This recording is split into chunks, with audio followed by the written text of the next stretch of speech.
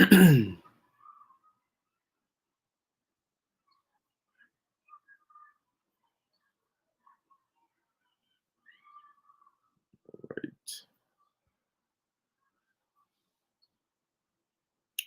All right, Shalom.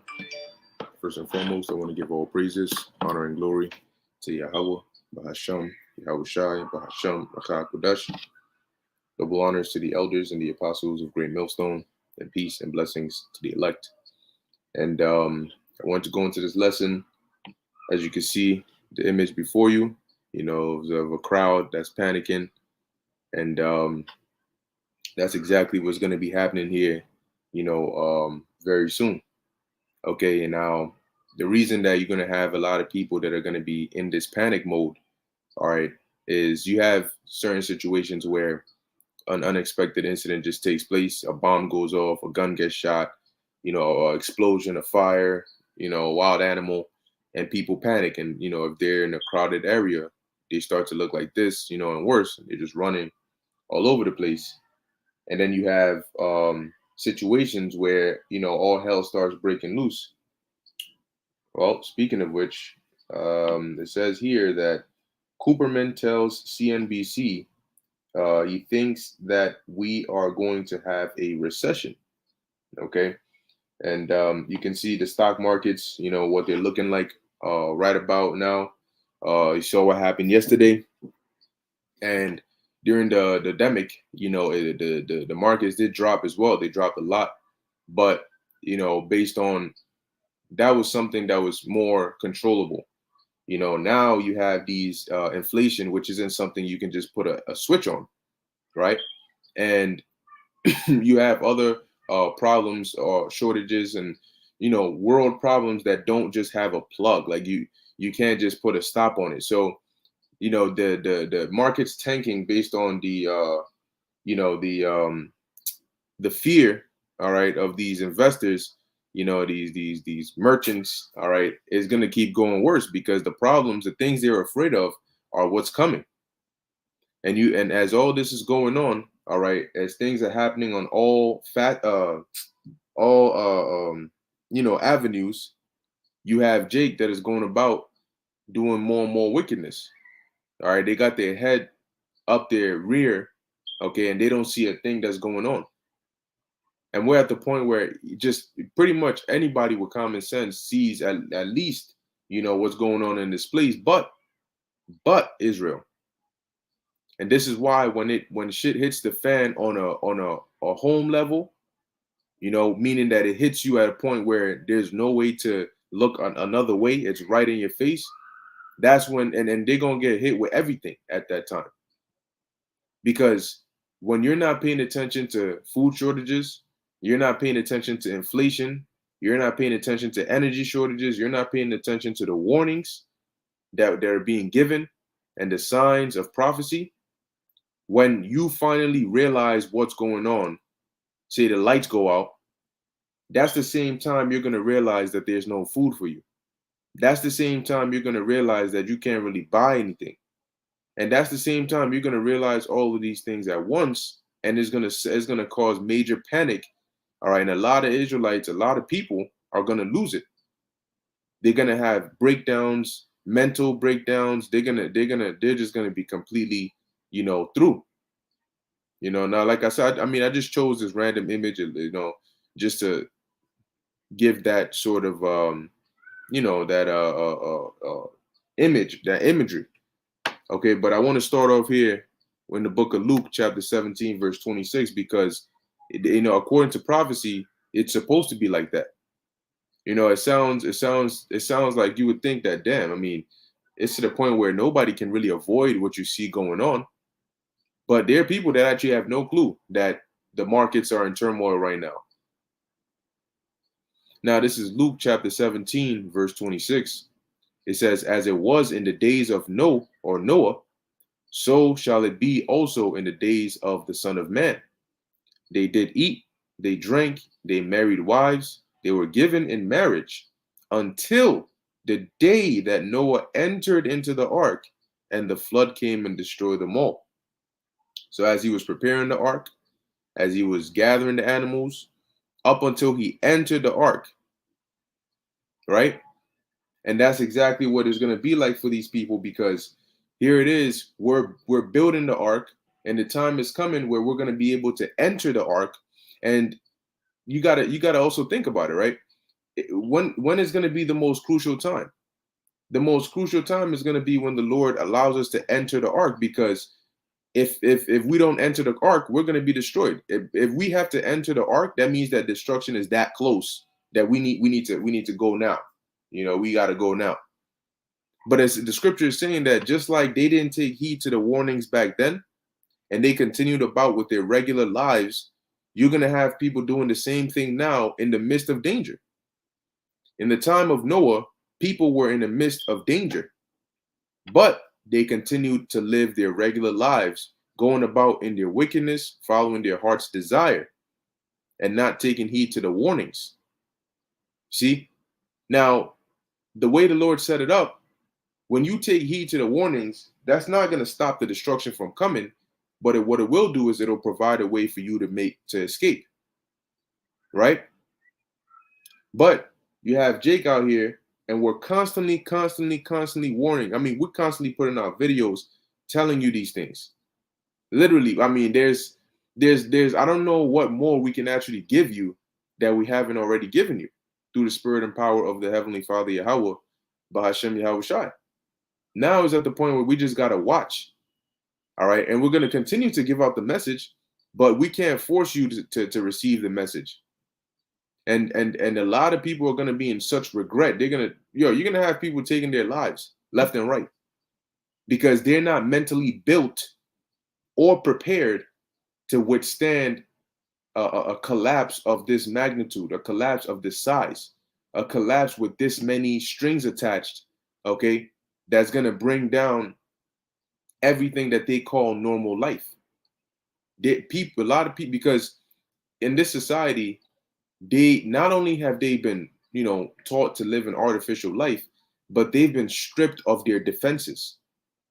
Okay, living in Babylon strips you of your defenses. It strips you of your mental fortitude. It strips you of your your masculine, if you're a man, fight or flight response. All right, and it basically just tries to take away any firewall, any defenses that you have mentally by constantly feeding you with pleasures, bread and circus. And so at that point, you don't have to experience those real life hard situations, and that makes you weak. That makes you soft, because why do you need to be in a strong mindset if you're in a good time, right? When you're laughing and you're giggling and you're always partying, your body and your mindset and your energy is now become that of a relaxed, defenseless person. Because all you know is, well, I'm gonna go chill, I'm gonna go do this, I'm gonna work, and then when the weekend comes, I'll do this. That's it. So to go from that to a sudden change to where now you're required to make hard decisions, you have to stomach seeing somebody maybe 2 feet away from you get a bullet put right through their head and their brain matter splatter on the wall and they drop just like that. A lifeless body next to you that a couple seconds ago was alive. All right. Or witnessing wild animals, pierce through and rip a bulldog tearing up a little infant. And the mother's screaming for help, but she can't really grab the bulldog, the pit bull, whatever, bulldog, But you witnessing these things that you haven't seen before, and a lot of people are not gonna know how to react to that. They're not gonna know what's going on, like what the hell did that just happen? You see that in a lot of movies when all hell breaks loose suddenly, and they start to see like, yo, yeah, things are getting real. Something happens and they're like, oh my God, did that just happen? Yo, and they start bugging out. That initial reaction, like that's the welcome, welcome to, to reality. That's what's going to happen. When Jacob's trouble comes in fully, it's going to hit everybody with a welcome to reality or welcome to your new reality. So in essence, you can imagine somebody, 2 people, right? Now, one that's already awake on his bed, or maybe already awake, Jacob's trouble comes in. He already knows what time it is. He's getting up. And you're going to have the other one that's fast asleep. So you know what's going to happen? He's going to get a nice bucket of ice water just drenched on him. That's how he's going to wake up. So you could think of it like that. Those that are already, expecting what's to come now, you already have a mindset of, all right, you know what? I'm already up. You don't have to wake me up. I'm already up. I'm getting ready to be, to be on the move. Somebody that's asleep, now you got to wake them up, but you got to wake them up the hard way. Anyway, it goes on to say, verse 28, likewise, as it was in the days of Lot, they did eat, they drank, they bought, they sold, they planted, they builded. But what was significant in the time of Lot? He was living in the land of Sodom and Gomorrah and the neighboring cities, right? And they were sodomites. They were wicked, okay, vile. And of course they had, they ate, they drank, they married, they did all that, they sold, they planted, they builded, okay?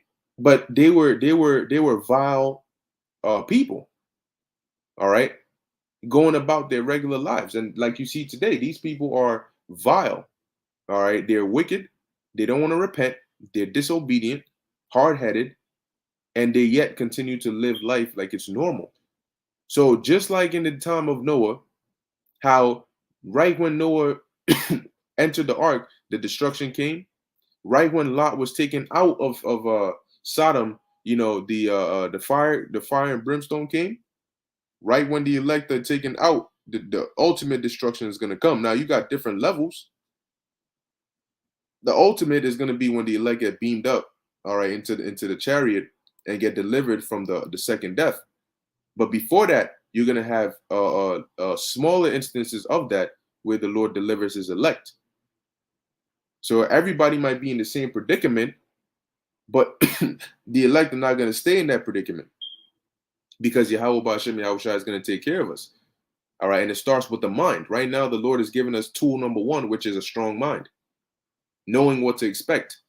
So it says here, verse 29, but the same day that Lot went out of Sodom, it rained fire and brimstone from heaven and destroyed them all. So it's normal. We're supposed to see Jake doing stupid shit, flood behavior right now, because what is really flood behavior? Flood behavior, of course, is wickedness, ungodliness. But what else is flood behavior? Flood behavior is ignorance, right? Because what was a main driving factor in these people getting destroyed during the flood? Ignorance, disobedience, hard-headedness, refusing to take heed to the warnings. And that's what you see going on right now. You see wickedness, but you also see ignorance and Jake in a destroyed state. And no effort to want to leave that. So it says here, verse 30, even thus shall it be in the day when the Son of Man is revealed. All right. And that's why I titled the video that when all hell breaks loose, which is very, very, very, very, very soon, you Jakes will lose it. All right. You will lose it because your brain, number one, your mind is not, when you first come into the truth and you're told about the harsh judgments that are going to come, and you're like, damn, shit, rape, cannibalism, murder, infanticide, right? If that's how you say it, killing babies and shit, wild animals. You thinking of these, you're like, damn, that's harsh, that's brutal. But then over time, when you're in the truth, you notice that you start to give different examples like that because constantly going through the scriptures and your mind being exposed to this, it becomes normal to think like that, to understand that that's what's gonna happen. So you're not fresh out of the world first hearing these things, right? Now, for these Israelites out here who haven't gone through that process of having their minds renewed, right, transformed in the spirit of the Lord, they're gonna get their minds exposed to it, all right. But it's not gonna be words. It's gonna be through actions, through pain, through suffering.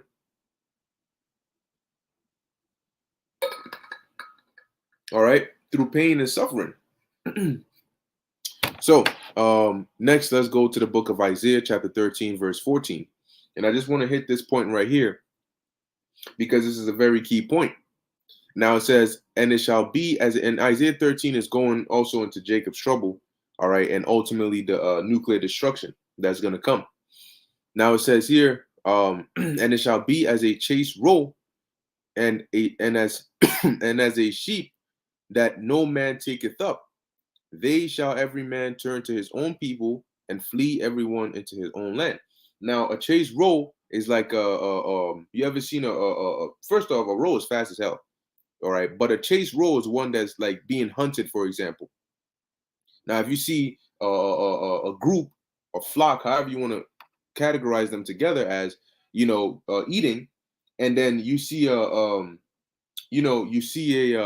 hear a gunshot go off, or one of them gets triggered, all of them just start to dip, and they just gone, up this way, up that way. This one is here, this one is here, this one, and they just gone. Okay, left, right, straight, up, down, in the earth, out the earth, right? It says, and a sheep that no man taketh up. Yeah, because if you look at a flock of sheep that have no shepherd, all right, they're gonna be scattered.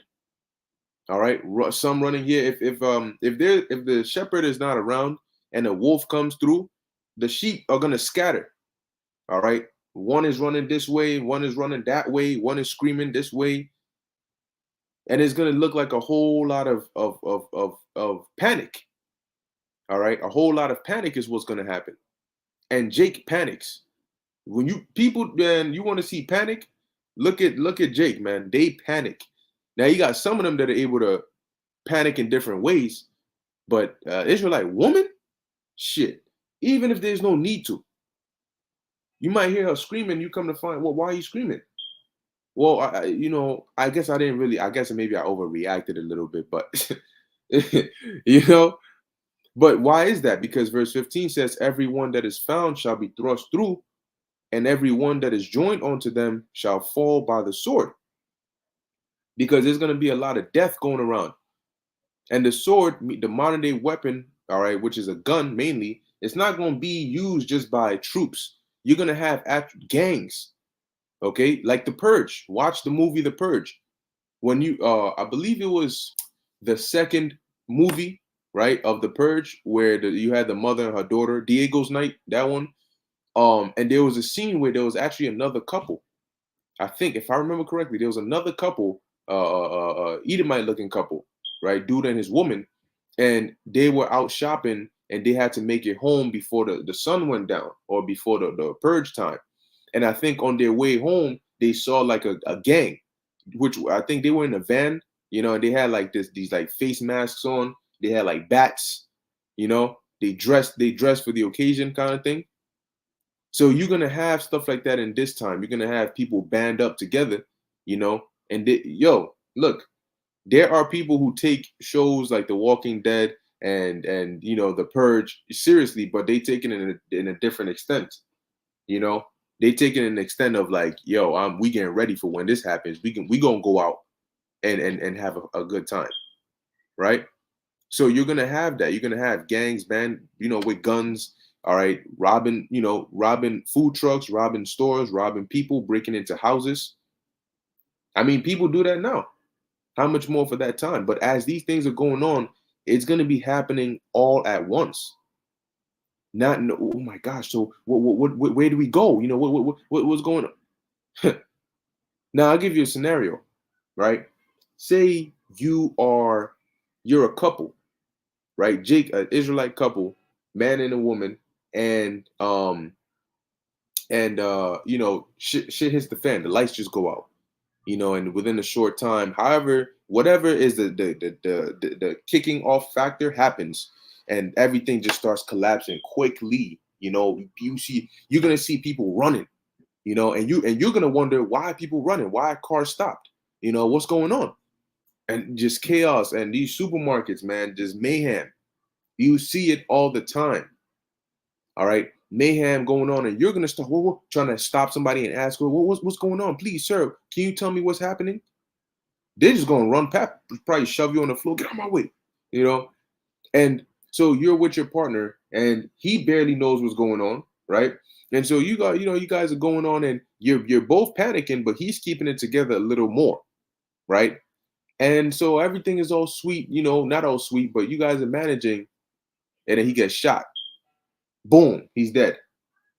And now you standing there, people running left and right, stampedes, shit is going wild. There's fires are being set to buildings, you know, and chaos is going, and your man just got shot in the head. His body's on the floor. You standing here, maybe some of his blood splattered on you, and you don't know what to do. You don't know where to go. You don't know where to run. You guys ran away from your house because people try to break in. So in a scenario like that, your mind is going crazy. You literally have no, like, that's when people just break down because they have no idea, like nothing in their head. What's going to tell that woman where to go in a situation like that?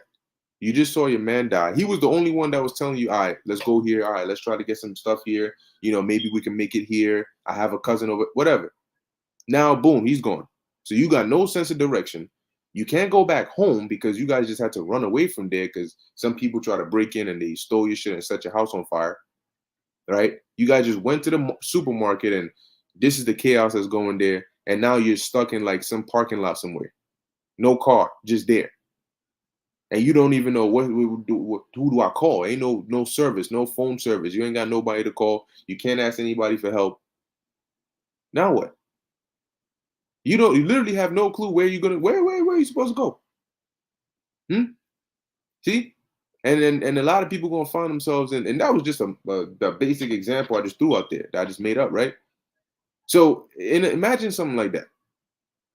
And this is real life. You don't get to close your eyes real hard and open it and then you wake up from your dream or say, oh no, this is too brutal. Pause it, change the movie. I want to watch a cartoon.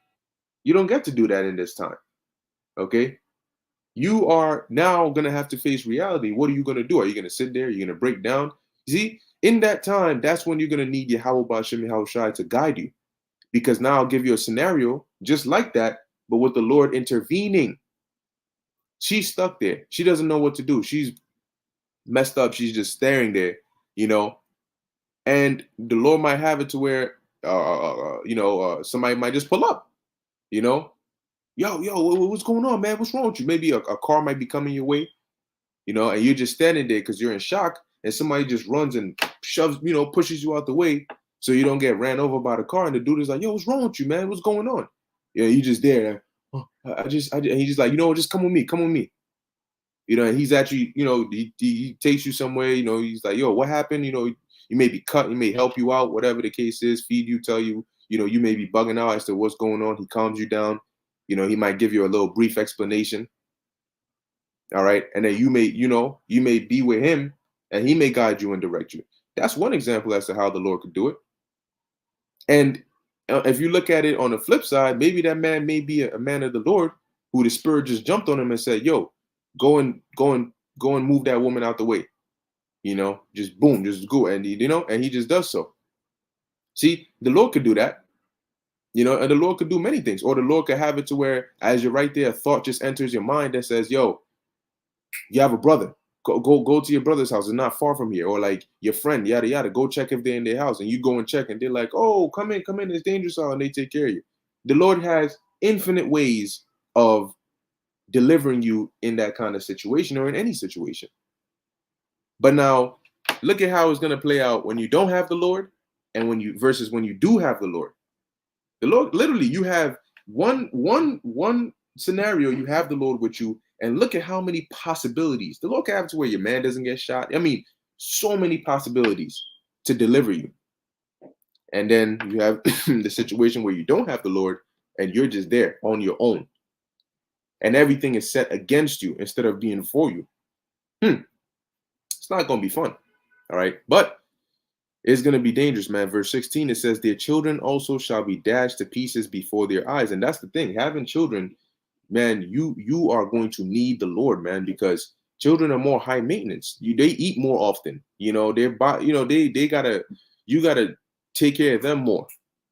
So if you don't have the necessary, look, even in society today, as they've made everything artificial as it is, if you don't have the necessary means to take care of a child, life is really, really difficult. You may be able to get by just by yourself, but then if you have a child with you, that's even more difficult. You got to take care, So how much more for in that time? And you will have people who are going to witness the death of their children and not be able to do anything about it. Right? Verse 16, their children also shall be dashed to pieces before their eyes, their houses shall be spoiled and their wives ravished. So from the perspective of the man, you seeing your wife getting ravished, but on the perspective of the woman, she's getting ravished, seeing that there's no way out, you know? So I mean, just shit is about to get bad, man, very soon. And when it does, you're gonna be end up, these Israelites are gonna be messed up. All right, heavy, heavy. And they're gonna be the ones that we witness to see the power of the Lord. When we witness, you're gonna see certain stories on social media, you're gonna see certain events. Brothers might end up doing videos like, yo, this shit is getting crazy. I just came from the store and this is what happened. Dude just came in there, why would just start stabbing people, shooting, and it shit just got wild. Hey, because that's gonna become more commonplace. There was two dudes are fighting over this bag of rice in this aisle. So I'm at the register and I just hear like 5 shots go off, and it's about to get real. And when it happens, that's when people are gonna be seeking answers. Okay, can you at least please can you please no? What you mean? Can you please what? It's funny and it's good. Look, it's gonna be like unreal. It's gonna sound unreal, but you're gonna hear how good a lot of these people are at switching up. Put it like that.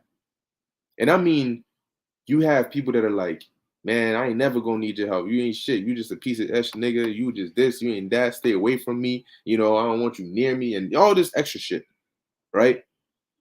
You got women. There's a video of a woman whooping up her man. He's in the shower and she got a belt whooping his ass. And I'm like, what the what? Hey, but then when this shit goes south and their natural instinctive DNA kicks in, guess what? Then you go the sobbing, the crying, the little feminine voice. If you could please, I don't know what's going on, and it's so okay. I don't know. I'm sorry, and you gonna think, wait, is this the same? This is the same demon that was just no. It can't be. It's got to be.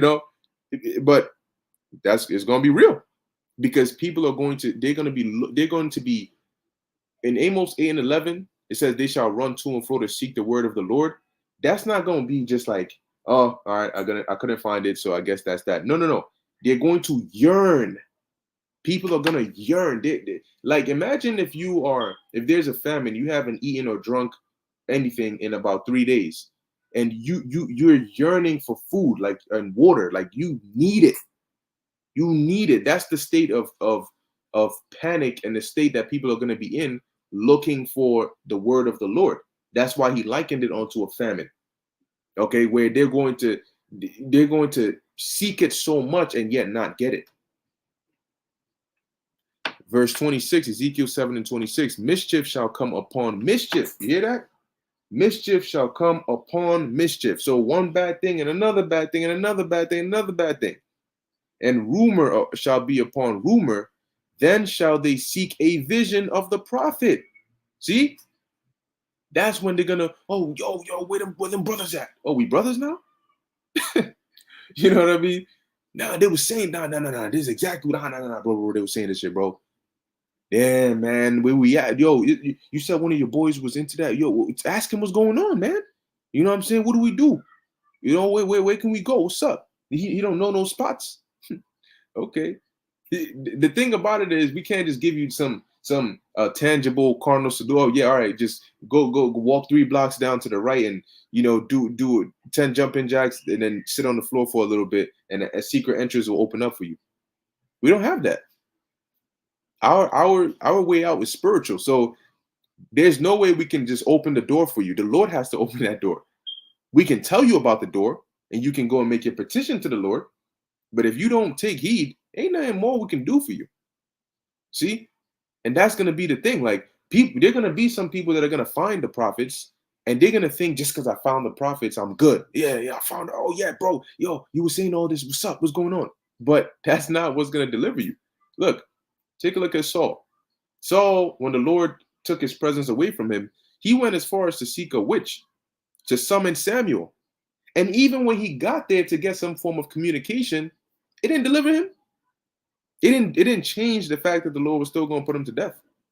So you're gonna have people that are gonna think, okay, I'm seeking the prophets now. What do we do? But just because you may be around us or you may find us doesn't mean that you're gonna be delivered. Because we don't determine your salvation. All right. So it says here, they shall seek a vision of the prophet, but the law shall perish from the priest and the counsel from the ancients. All right. And people, look, these pastors, these leaders, even look, it's even going to get to the point where a lot of these preppers, they're not going to know what to do when it hits a certain point. Because there's no blueprint on a detailed level that's going to tell you from right now, okay, on the 4 days into all hell breaking loose or into the economic collapse, go up north to this area and then stay there for 10 days and then come down. There's nothing like that. We're going to be guided on a case by case by the Spirit of the Lord. So in the moment, the Lord will tell you what you got to do, where you got to go, what's going on. So if you come to ask me right now, all right, so Baquar, like, let's say the economy collapsed this week and all hell started, shit starts going south. You know what I'm saying? Where do we, what do I, like, I'll tell you what I'm going to do. I'm going to put my trust in the Lord. I'm going to pray to the Lord, and whatever he gives me in that moment, that's what I'm going to do. Because I can't tell you I'm going to drive up, 25 miles down south and go bust a left on this alleyway and go into the bushes. So I don't know, what I'm saying, where the Lord is going to have me or you, or that's up to him. But what I do know is when it's needed, the Lord is going to provide. That's it. And that's all you need to know. All right. So lastly, this is the book of 2nd Ezra, chapter 16, verse 68. And I bring this out because it's when these things start happening. Because look, the inflation, stock market, food shortages, these are causes. All right, these are causes. These are reasons. When you read 2nd Ezra, the 15th chapter, it tells you why the people are going to be doing what they're doing. It tells you for the lack of bread and for great tribulation. That's why 2nd Ezra 15 is going to be taking place in from verse 14 on to like 19. And then later on down in the chapter, it's because of lack of bread and great tribulation. So what are we seeing right now? Lack of bread and great tribulation. All right. So we know 2nd Ezra 15 is about to be fulfilled fully because we're seeing the cause. What made people break into their neighbors' houses and not have pity and stand up with swords in their hands and defy the authorities? What the things we're seeing right now, that's what led to what Ezra saw in that vision. Okay, so that's how we know we're at the point of the fulfillment of these prophecies. So 2nd Ezra 16 and 68, it says, for the burning wrath of a great multitude is kindled over you, and they shall take away certain of you and feed you, being idle with things offered unto idols, which are when they grab you up and they send you to them camps. Them isolation centers, them concentration camps, them labor camps. All right, and they start trying to offer that mark to you. And people are gonna break and they're gonna take it, and some are not, and they might need to die for that. Verse 69, and they that consent unto them shall be had in derision. Because you're gonna have people that are gonna say, oh no, you know what, it's fine. I'll go and I'll do it. They're not gonna stand up. They're not gonna stand firm for the Lord. They're gonna break, and consent and go along with what Esau is going to bring. But it says you're going to be had in derision and in reproach and trodden underfoot, because the Lord ain't going to defend you.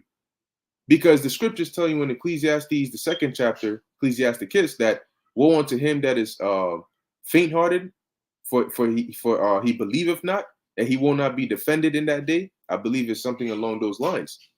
So if you consent unto them, that means that you don't have faith in the Lord. You're unbelieving. And so you're not going to be defended. That's why you're going to end up being trodden underfoot. You're going to end up, in reproach. And guess what? A lot of these women are also going to end up in reproach. That's why Isaiah 4:1 is going to come in. They're going to be looking for a man of the Lord as a way to escape the destruction that's coming, as a hedge. Verse 70, for there shall be in every place and in the next cities a great insurrection upon those that fear the Lord. And they just passed that. I got to read more into it, but basically, they said if you're within 100 miles of the border, which is around the whole of the U.S., then you're subject to, them being allowed to come into your house and assault you and do all that. They can do that. So you're not safe anywhere physically, all right, except having the Spirit of the Lord. That's what's going to deliver us. It says, for they shall be like madmen, sparing none, but still spoiling and destroying those that fear the Lord. So when these things start happening and you're pleading and that's not doing anything, these people only have a few mechanisms of defense. Try to fight, try to cry, try to plead, try to run. Those things are not going to help you survive Jacob's trouble.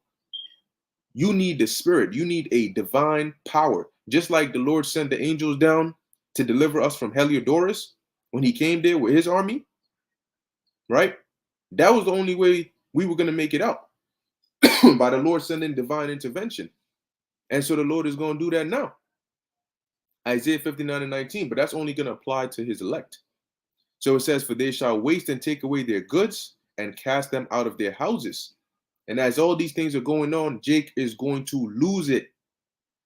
They're going to have breakdowns. They're going to be crying. Look at how some people reacted during this demic. And this demic is nothing. All right. The past 2 years was nothing compared to what's about to happen. And look at how we got to pray. There's people crying. Let's pray to the universe. And that's not going to. And so if that's how you reacted over that, what you going to do with this?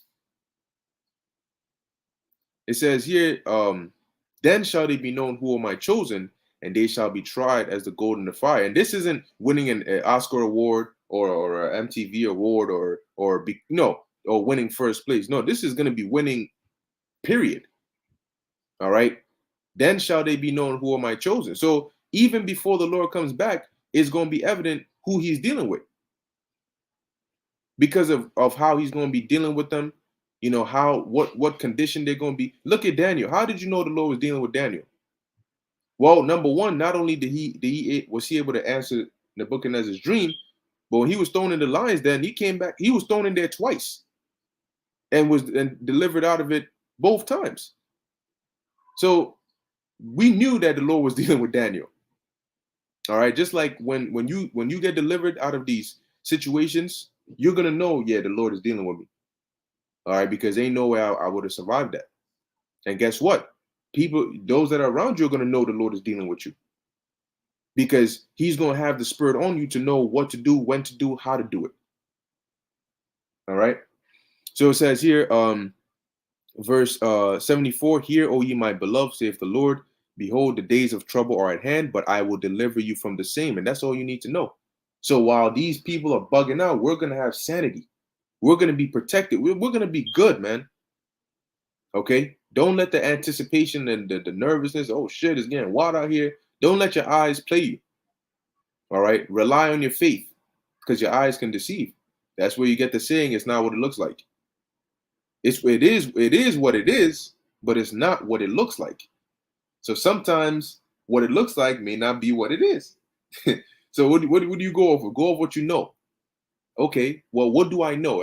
I'm seeing something, but does what I'm seeing align with what I know? And if it doesn't, then it doesn't matter what I'm seeing. I'm going to rely on what I know. Verse 75, be ye not afraid, neither doubt, for the Most High is your guide. Okay, and that's what you always have to keep in your mind. Yahweh, Bahashem, Yahushai is our guide. And those names, those are the true names of the Heavenly Father and his Son. The Heavenly Father's name is Yahweh. There is no doubt about that. And his Son's name is Yahushai. And those names will be magnified, because those that are of the elect that call upon those names with faith will be delivered, and it will be in plain sight for everybody to witness. Just like Elijah did it, just like Moses did it, just like Joshua, just like Yahushai. Some miracles Yahushai performed, he said it was set up in a way where it could be done openly, so the Lord could be magnified, so he could be glorified. So there are going to be certain miracles the Lord is going to have us do now openly, using his name, so that it can be glorified and magnified.